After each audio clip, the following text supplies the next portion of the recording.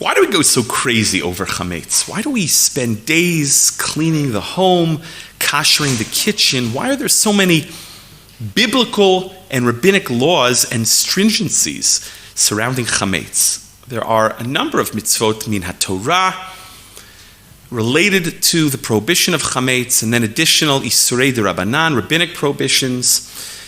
You can't eat it, you can't own it, you can't derive any benefit from it. We search the home and destroy any chametz that's left over. And then, of course, you've got the minhagim, the customs, the chumrot like kitniot, gebrochts, or shruya, and all sorts of stringencies. We spoke about chumrot a few weeks ago, some sensible, some senseless, some just insane. To borrow from the Haggadah, or really from the Mishnah and Pesachim, why is this prohibition different from all other prohibitions? The Radbaz, Rav David ibn Shlomo ibn Zimra, who lived from 1479 to 1573 and served as a rabbi in Cairo. We actually spoke about him just the other week when we discussed the prohibition of a Jew traveling to Egypt, visiting Egypt, living in Egypt. He was a rabbi himself in Egypt, in Jerusalem, here in Yerushalayim, and in Tzfat. And he asks this very question. So take a look at source number 1. Okay, this is a tshuva from the Radbaz.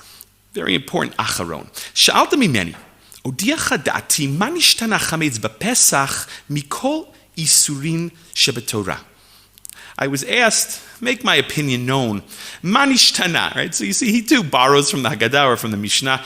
Why is chametz on Pesach different from all other prohibitions in the Torah? Shichmira alav Torah latzricho b'dika v'saruf v'kila v'gam bitul v'osifu chachamim latzricho b'dika b'chorin u'b'zdakin l'chapes acharav u'l'sharesh oto mikol gvulav.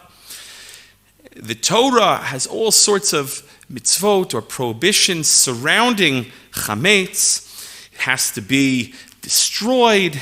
Okay, then the Chachamim came along and added the mitzvah of b'dikat chametz, searching in all the cracks and crevices, all the nooks and crannies of the home, and searching after it and destroying it, and it can't, as you know, can't be owned by a Jew, according to the Torah.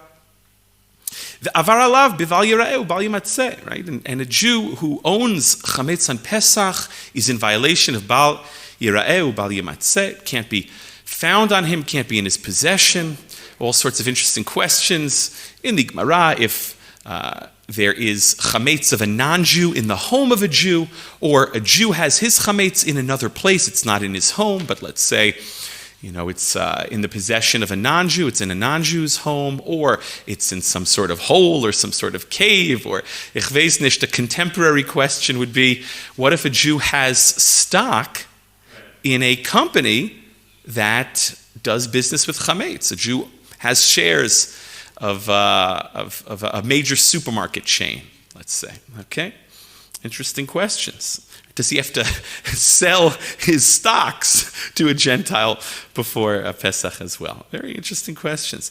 The asrua b'kol shehu, and even the smallest amount of chametz is prohibited.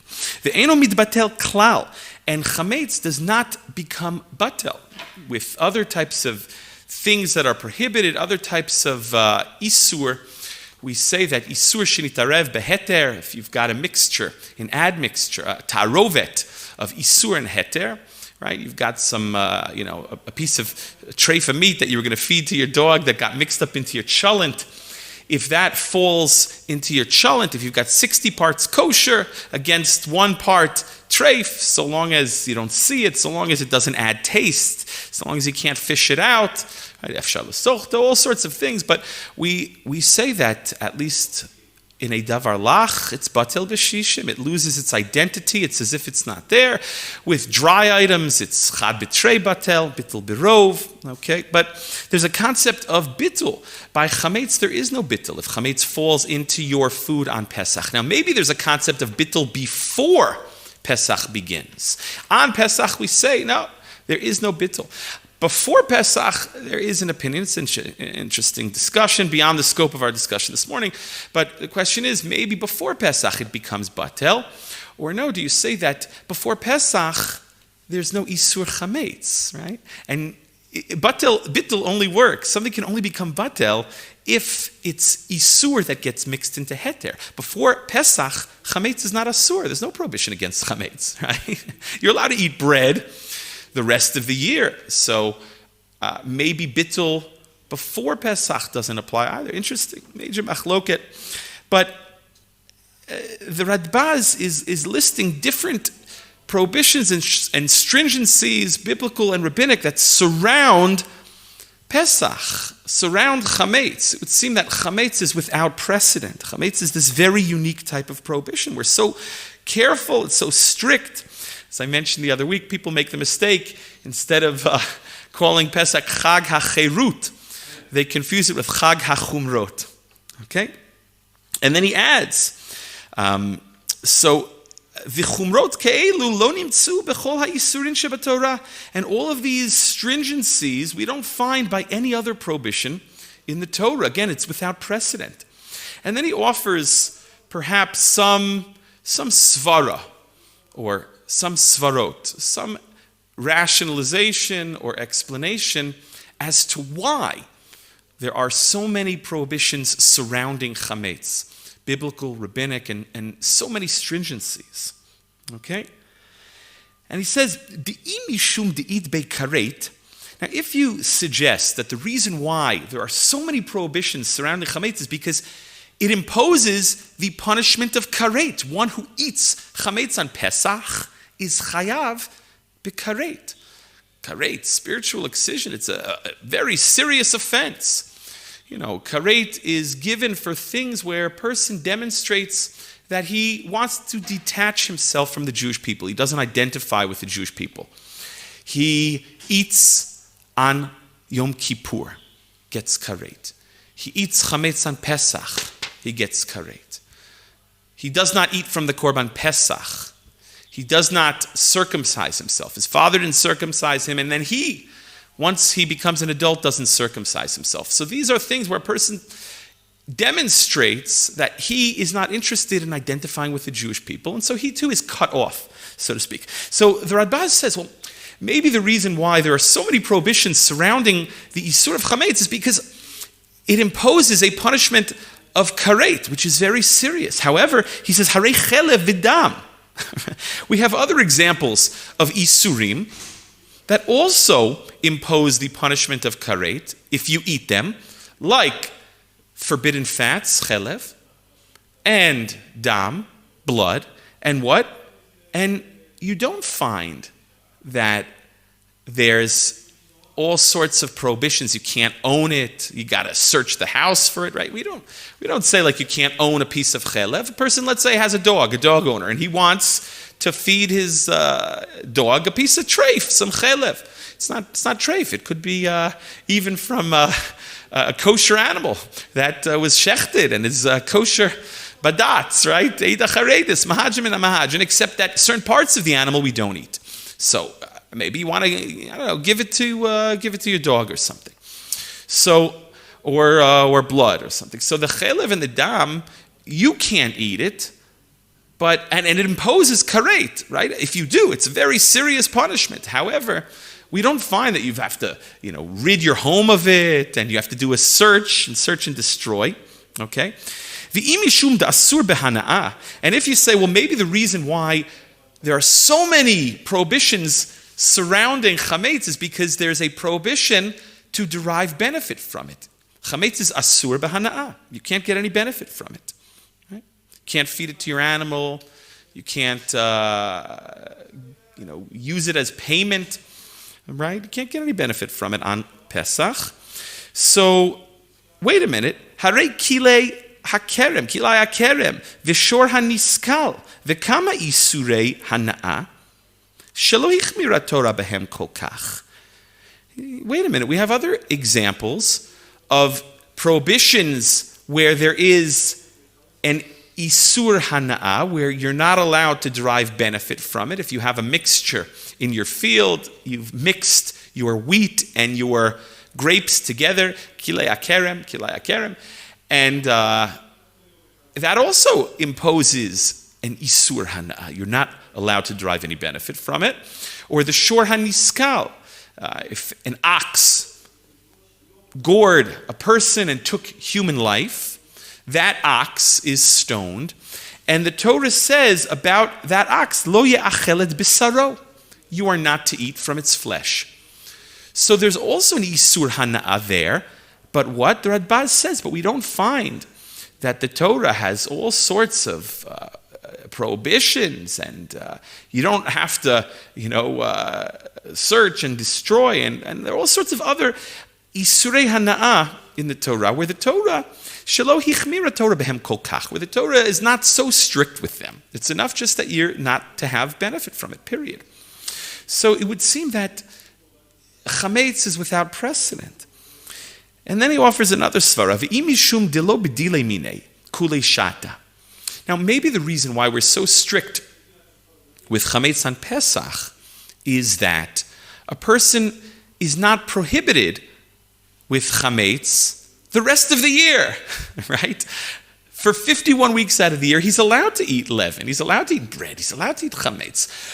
Only 1 week out of the year, there's this prohibition of chametz. So the Radbaz says, well, maybe the reason why we're so strict with chametz is because the rest of the year it's permitted to him.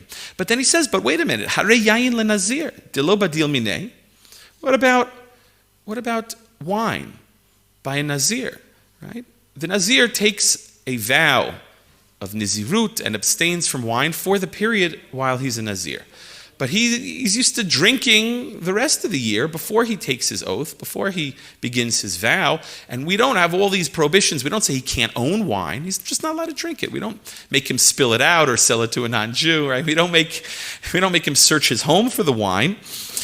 Now, this is interesting because this svara is mentioned by Tosfot at the very beginning, in the comments of Tosfot, the Masechet Pesachim, the very beginning of the Masechet, in explaining why there's a mitzvah of b'dikat chametz. Because really, Tosfot asks, well, it should be sufficient to just destroy the chametz. Right? We have this mitzvah of tashbitu min Torah. We accomplish it through the biur chametz. And how do we do biur chametz? We make this verbal declaration, declaring chametz ownerless, like the dust of the earth does not exist. Poof, we magically declare it that it no longer exists. We poof it out of existence.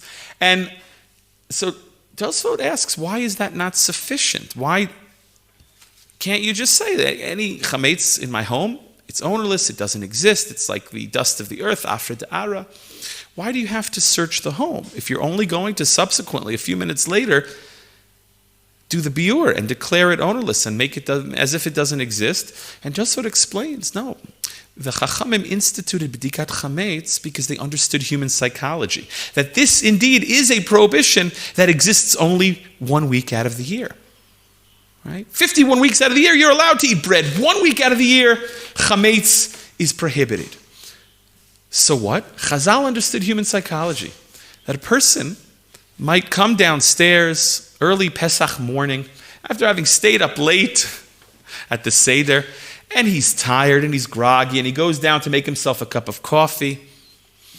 And then he's searching through his cupboards for something to have with his coffee. Oh, and what does he find? He finds a little packaged muffin, one of those hermetically sealed muffins that you get in the Shalach Manos, in the Mishlach Manot, that he got a month before on Purim.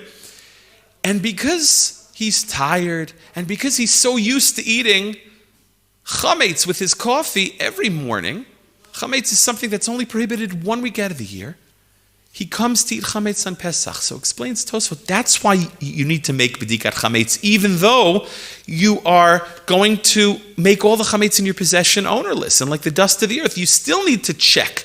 Why?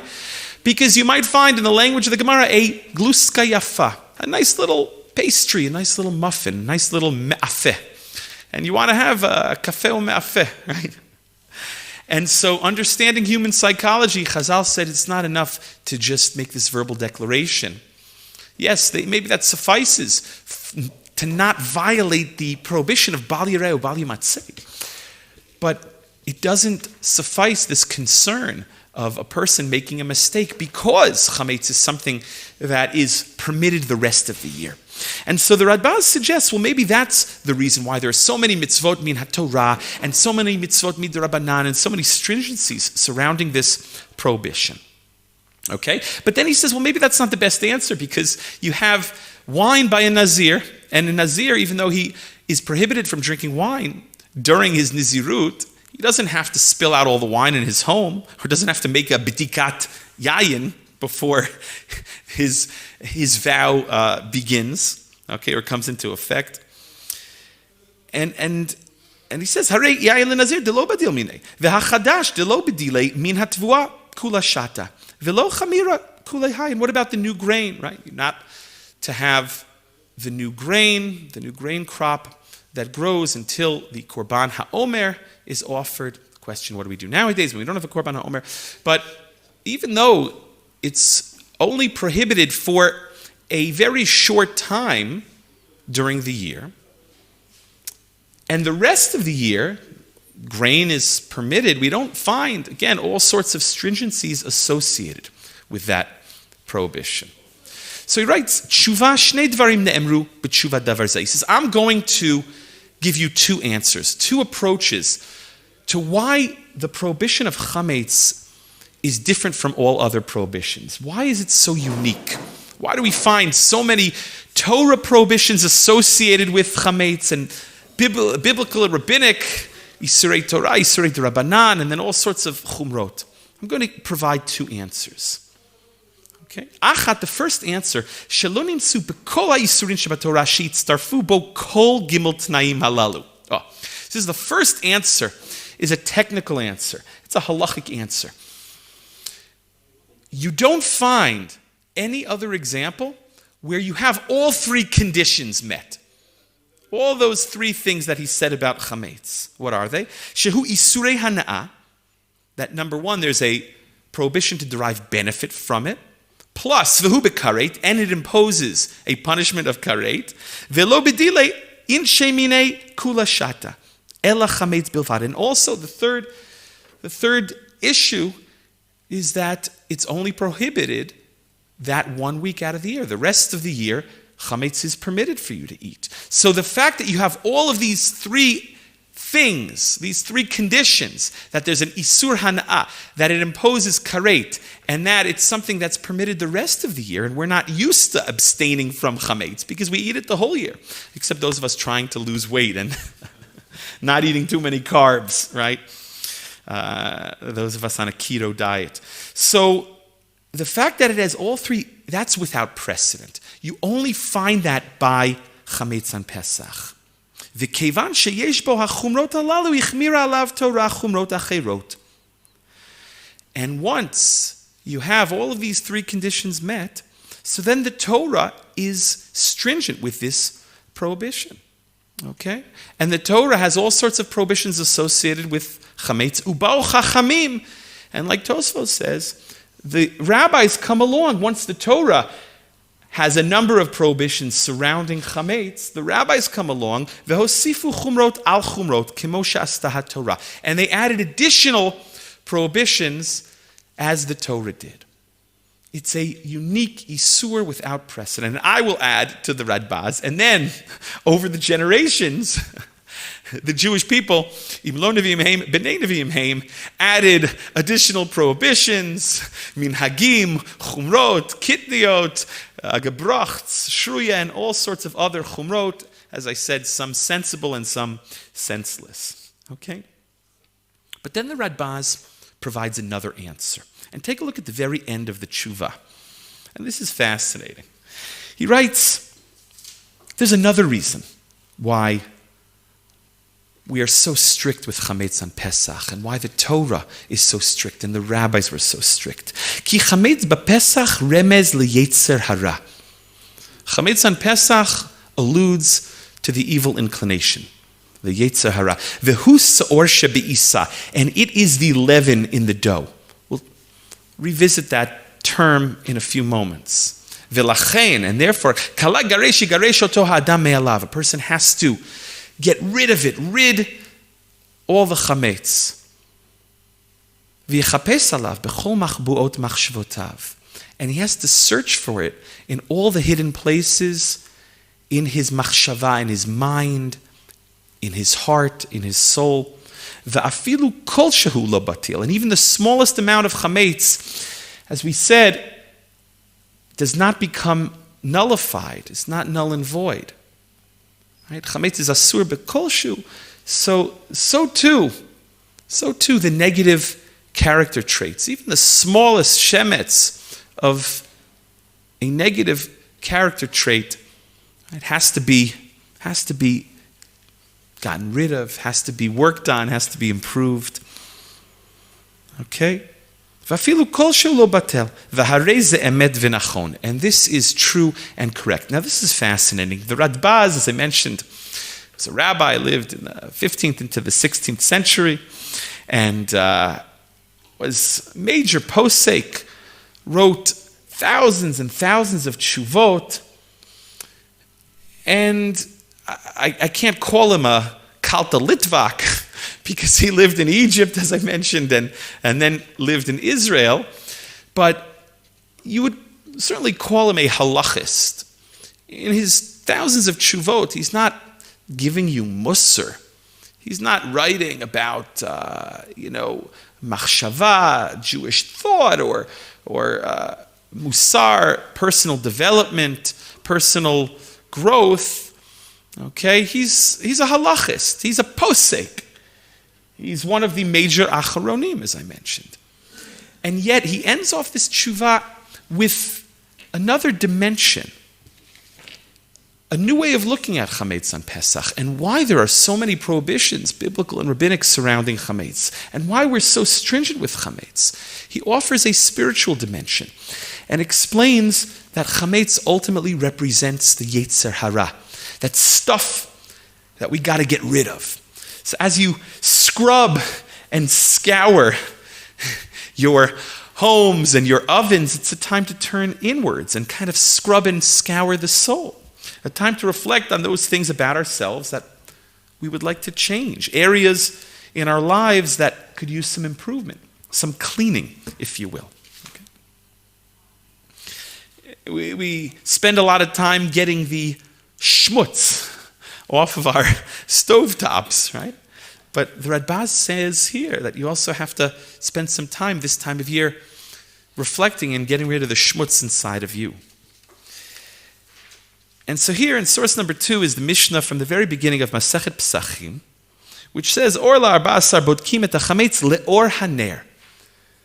The night of the 14th, this Thursday night, tomorrow night, you have to search the home by candlelight, le'or haner.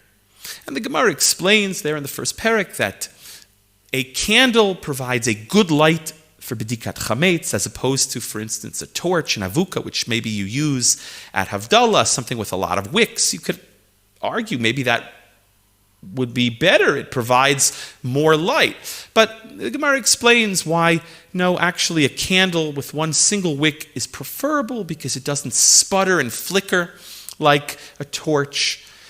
A person uses a torch, they might be scared to go in all of those nooks and crannies, right? All of those chorim uzdakim, all of the cracks and crevices of his home. Doesn't want to go under the bed with a torch, so he won't make a complete bedikat chametz. Another reason, the light of a torch is not focused. It goes behind you, doesn't go in front of you.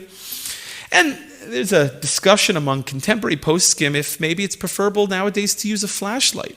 After all, a flashlight is safe, so you're not concerned about burning down the house, chaz v'shalom, safety first, right? We spoke about that the other week when we spoke about chumrot on Pesach. Unfortunately, people keep crazy chumrot, and some of them are even dangerous, okay? So maybe a flashlight is preferable, you know? You don't want to go under the bed with a candle, right? Or underneath the sofa with a candle, okay? And it's a focused light. It's a very good, clear, focused light. Doesn't sputter, doesn't flicker. But some suggest, based on the sugya there, Daf Zayin, Daf Chet, and Pesachim, that no, maybe the Chachamim formally instituted the use of a candle. So maybe you should use a candle even in addition to a flashlight. I once asked Moriv Rabbi Rav Tendler Zatzal about using a flashlight for B'dikat Chametz. And he said, yeah, you could use a flashlight to get underneath the bed, get underneath the sofa, but at least you should light a candle at the beginning. Light a candle. The Chachamim told you that you should make B'dikat Chametz l'or haner. Maybe it's a takana. Maybe it's part of the takana. They bring psukim, which maybe it's an asmachta, but it's part of the takana l'or haner. And so even though maybe you're going to go underneath the bed or the sofa with the flashlight, Moriv Rabbi Rav Tendler Zatzal said that at least you should light a candle at the beginning of B'dikat Chametz, walk around with it a little bit, but again, safety first. Okay? Now there, in the Gemara brings a number of psukim to teach that yes, we have to make B'dikat Chametz by the light of a candle. And one of the pasukim that the Gemara brings is here in source number 3, a pasuk from Mishlei Perek Chaf, from the book of Proverbs, chapter 20. Ner Hashem nishmat Adam, chofes kol chadrei vaten. The soul of a man, the nishama of a man, is a candle of Hashem. Right? We have inside of us a spark of the divine, a piece of godly light. And he reveals and searches in all of his innermost parts. Kol chadrei vaten. Hashem ki'ilu takes that candle that's inside every individual, that candle of God, and like we do with B'dikat Chametz, by using the candle and searching with that, Hashem searches and seeks and looks at our lives. In addition to the candle, takes a magnifying glass, right? And so based on this pasuk, my Rebbe Rav Tendler explained that yes, this is why you want to use a candle, because ultimately the candle at B'dikat Chametz, even if you're not going to go under the bed with it, and I urge you not to put a candle under your beds, okay? The candle represents how Hashem examines each and every one of us, and how B'dikat Chametz is a time not just to examine the home and look for Chametz in the home, but to examine oneself and to find the Chametz in one's soul. Okay? So B'dikat Chametz becomes a time for some serious self-reflection and soul-searching. And then, of course, what do you do with the Chametz that you find? You burn it. There's biur chametz. The next morning you burn the chametz with fire. And here, if you take a look at source number 4, this is a Mishnah from the second perek. Rabbi Yehuda Omer, Ein biur chametz ela sreifa. According to Rabbi Yehuda, you have to burn the chametz. V'chachamim omrim, no. The rabbis say, af mefarer v'zorela ruach. You can break it up and scatter it into the wind. O matil layam. Or you can scatter it into the sea. Give it a burial at sea, right? What do we do when Erev Pesach falls out on Shabbat and you can't burn the chametz because it's Shabbat? What do? We flush the chametz down the toilet, right? Or a couple of years ago when we were all in lockdown, that first Pesach during the corona epidemic, when the pandemic was sort of at its height, for many people, they couldn't go out. There were not these public chametz burnings, right? So what did people do? I told people in my shul, you could just flush the chametz down the toilet, and it's sufficient to do it that way, to dispose of it that way. But some say that lechatchila, maybe no, preferably it should be burned, and that's what we do when it's possible. Okay? Preferably maybe it should be burned, and so you see this idea that B'dikat Chametz is a time where we, again, not only search the home for chametz, search in all the cracks and crevices, all the nooks and crannies of the home, but also search the soul and all the cracks and crevices of the heart and soul, all the nooks and crannies of one's personality, and rid the chametz, the yetzer hara, these negative character traits, these things from one's personality. And then what do? You burn them, and you have to burn them with a fire, some explain. Okay, and in fact, take a look at source number 5. This is a tefillah. There are different versions of this, but this is a tefillah that is found in many Haggadot to accompany the biur chametz. There's a Yehi Ratzon that many say was composed by Kabbalists, a Yehi Ratzon where one asks Hashem, just as I am burning The chametz, I am destroying. I've fulfilled this mitzvah of seek and destroy.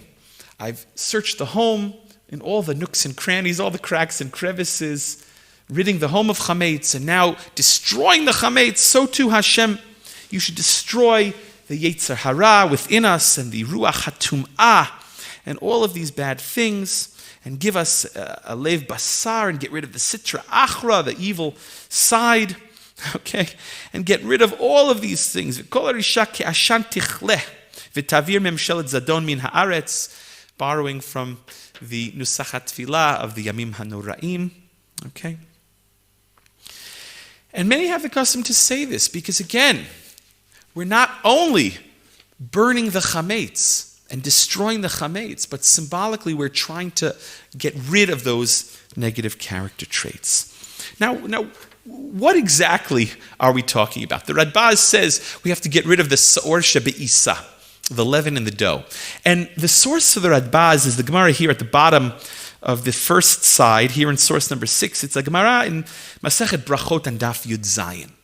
The Gemara there lists different tefillot that different chachamim would recite following their own personal tefillah, following their own amidah.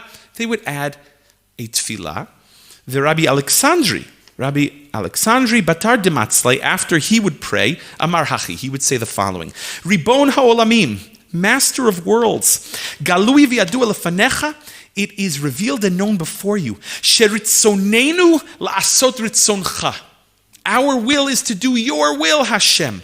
Umi ma'akev, but what prevents us? Sa'or shebi'isa, the leaven in the dough, v'shibud malchiot, and the subjugation or servitude to foreign powers, foreign nations. Now we understand this. We understand how while in Egypt, and we'll come back to this maybe in a few moments, while in Egypt, because of the Shibud Mitzrayim, the Jewish people were unable to serve Hashem, unable to fulfill their potential. And in the Galut, in the exile, because of the foreign rule, foreign dominion, okay, we too are unable to truly serve Hashem in the most ideal way.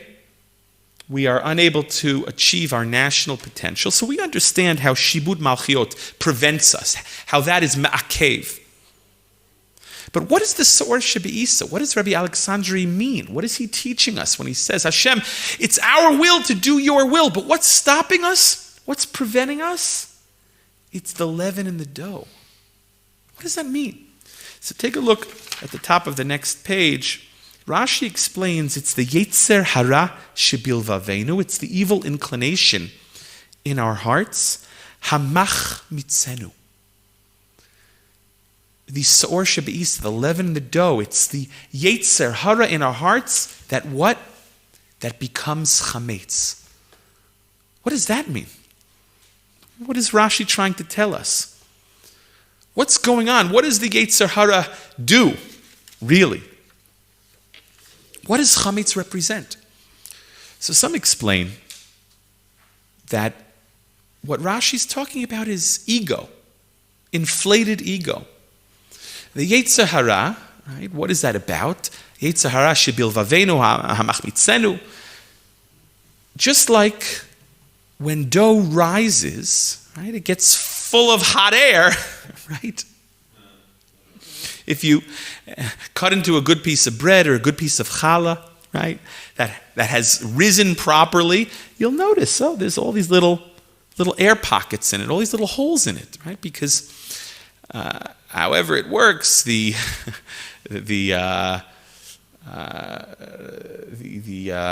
what's it called in the dough when you put the yeast? Thank you. I'm starting to forget my English. You've been living here in Israel long enough, and you start forgetting your English. You still can't speak Hebrew, but then you start forgetting your English, and so then you're completely unintelligible. Right, Yiddish.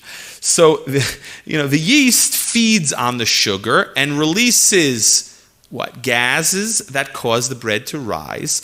So chametz ultimately represents ego, inflated ego. It's full of hot air, and that's the Yetzer Hara, and that's what's so dangerous about chametz. Chametz represents that inflated ego, which is the root of all evil, that needs to be found, right? Needs to be found and destroyed, just like chametz.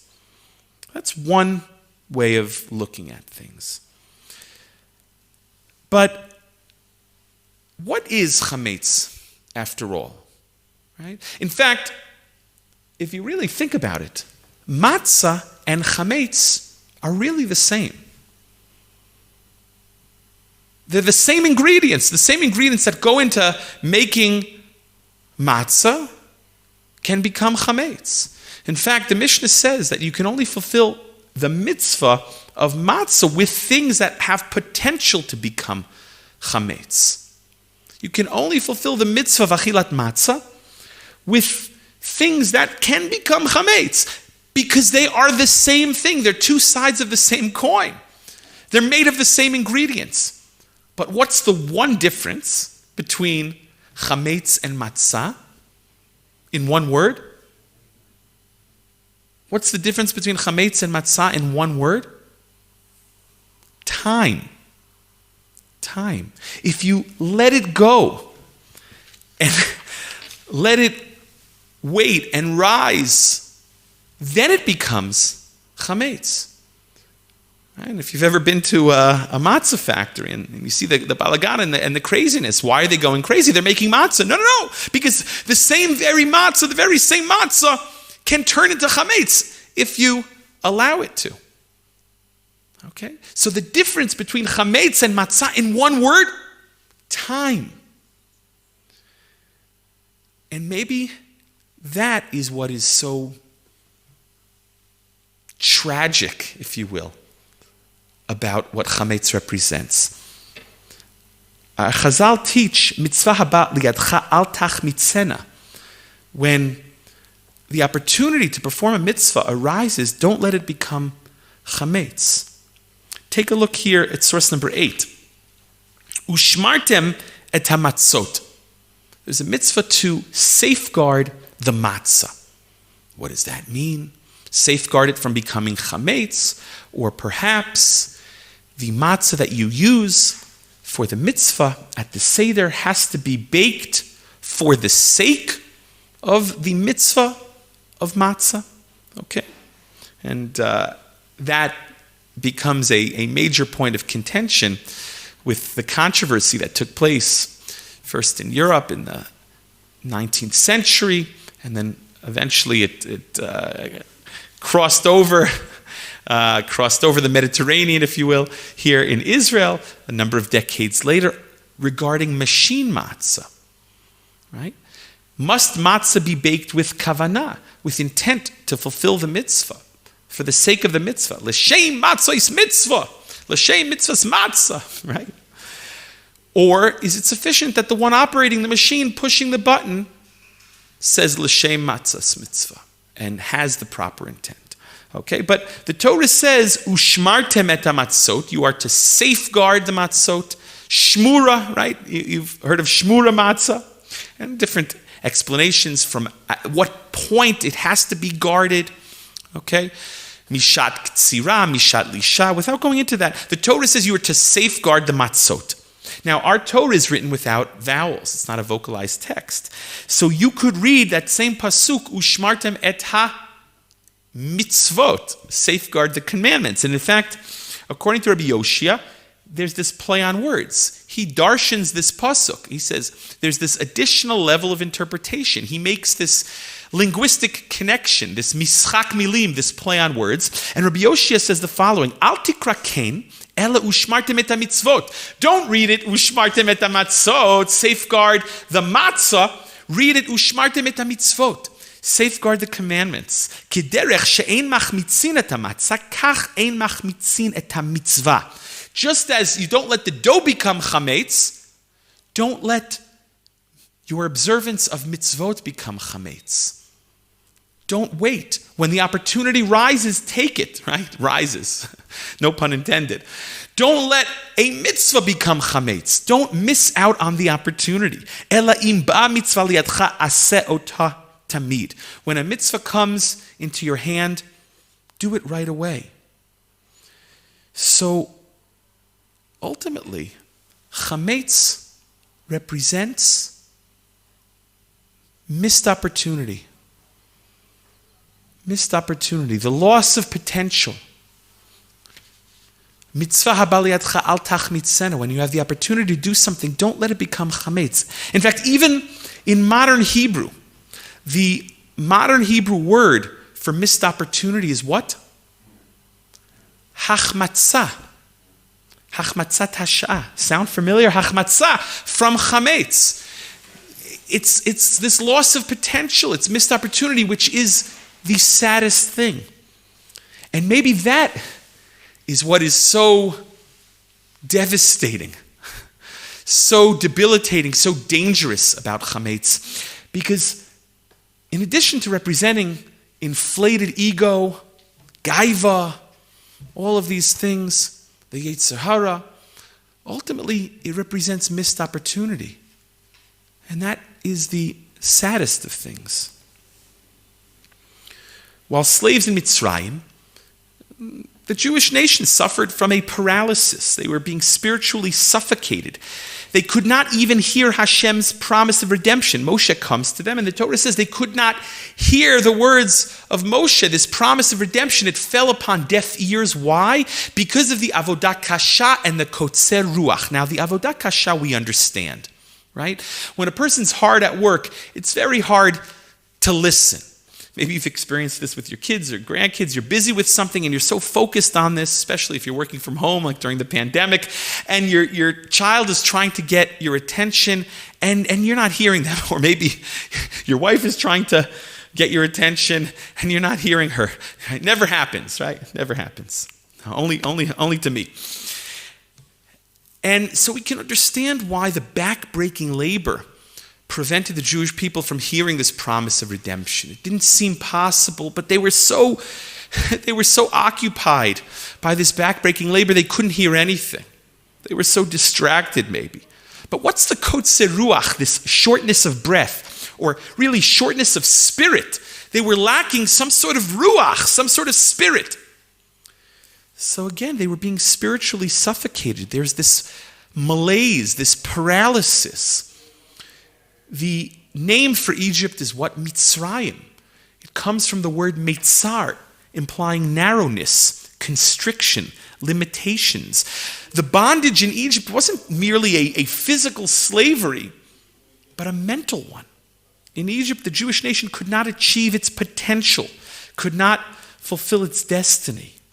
Each and every one of us has our own personal Mitzrayim, our own personal Egypt, something in our lives that's holding us back, preventing us from achieving our goals, some block or hurdle that stands between us and destiny.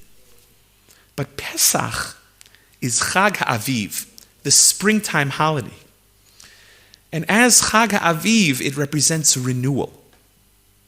Spring is here in Yerushalayim, the sun is shining, the flowers are in bloom, the birds are chirping, although the last few days it's been a little colder than usual, especially at night.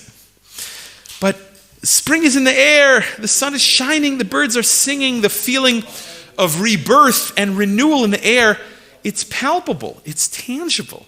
It's this new beginning. So as we scrub our counters and scour our stoves and kasher our ovens and pots and pans, it's a time to break free from whatever's holding us back in life. And that's what Pesach is about.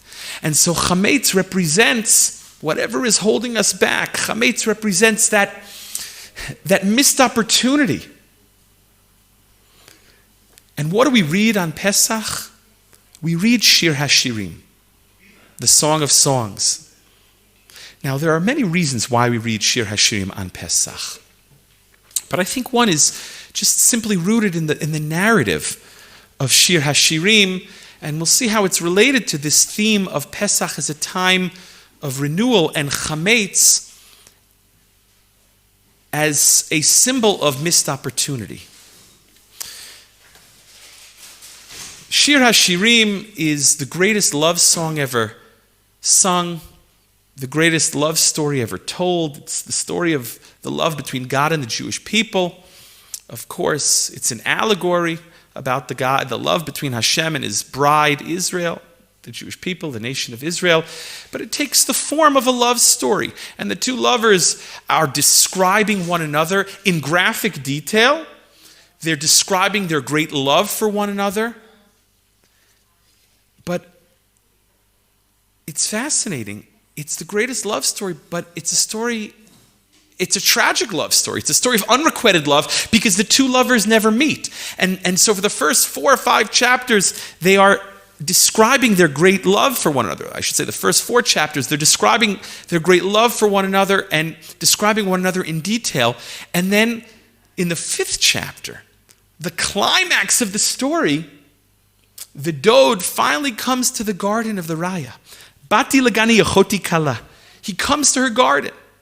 Okay? They've been longing for one another. And here in the 5th chapter, the climax of the story, he finally comes to her garden. And he's knocking. And she hears it, but she's asleep. She's already in for the night. Ani yeshena v'li bi'er. But she hears him knocking. Kol dodi dofek. Pitchili achoti rayati yonati tamati. Open up, my sister, my love, my dove. Right? And what does she say? It's so tragic. She says, "Oh, I'm already in for the night. Pashatati et kutonti, eichacha al beshena. I've already taken off my clothes. How am I going to get dressed now? I'm in my pajamas," right? That ever happened to you? Where maybe your wife notices there's no more milk left. Oh, what are we going to have tomorrow morning in our coffee? Can you go to the makolet and buy a bag of milk? Buy a bag of milk. Pashatati et kutonti, eichacha al beshena. I'm already in for the night. I'm in my pajamas. You want me to first start getting dressed? Rachatzti et raglai. Eichacha atanafeim. I've already washed my feet, she says. How can I soil them walking to the door? It's so tragic. And finally, sof, by the time she puts something on and, she's covered in all sorts of oils and myrrhs, and she goes to the door, and it's so tragic, her hand, because of all these oils and myrrhs and all that schmutz, her hand slips off the doorknob, and he's putting his hand through the keyhole. He's trying to grasp for her. And when she finally gets to the door and opens the door, it's so sad. The 3 saddest words in all of Shir HaShirim, perhaps in all of Tanakh, V'dodi chamak avar. My lover has turned and left. He's gone. It's too late. And she chases after him into the street and she gets accosted. But the two lovers never meet. So while Shir HaShirim is the greatest love story ever told, ultimately it's a tragic love story. It's a story of unrequited love. The two lovers never meet. They keep missing one another, like strangers in the night, right? Like 2 ships passing. And Rav Soloveitchik, in his Kol Dodi Dofek, his famous essay, where he deals with Jewish history and destiny and suffering and loss and also the birth of the state of Israel, he draws heavily from Shir HaShirim and calls it a story of hachmatzat hasha'ah, of missed potential. And maybe that's one reason why we read Shir HaShirim on Pesach, because Chametz ultimately represents that loss of potential, that missed opportunity. Here the lover is knocking on the door. Open up, open up. They've been longing for each other. They've been dreaming about meeting. And when he finally comes to her garden, she misses the opportunity. It's too late. It's the saddest thing. It's so tragic. And that is what ultimately the Sa'or Shebe'isa represents, the chametz in the dough, the leaven in the dough. Because the one difference between chametz and matzah is time. So chametz represents that missed opportunity, that lost potential. Okay? And so as we, again, search our homes in all those nooks and crannies, all the cracks and the crevices, b'chorim uzdakim. We also have to search in our souls and our hearts for the things that maybe we're not achieving, the parts of ourselves that we could do better in, the areas in life where we can put a little more effort. Ask ourselves, are we achieving our true potential? Because that ultimately is what the Chametz represents. And then, of course, we have to rid the home of the Chametz and rid ourselves of those areas in life that require improvement. Right? Are we achieving our true potential? So as we scrub and scour the counters and the kasher, the ovens, and clean the pots and pans, and it's a time to break free from whatever is holding us back. It's a time to ask ourselves, are we achieving our potential? Both as individuals and as a nation. In Nisan, we were redeemed. The Gemara in Rosh Hashanah and Daf Yud Aleph says, and in Nisan we will be redeemed in the future. This is the season of redemption, both national and personal. It's a new beginning, it's a new start. May it be a Pesach of health and wellness, renewal and redemption, both national redemption and personal redemption. I wish you all a Chag Kasher v'Sameach.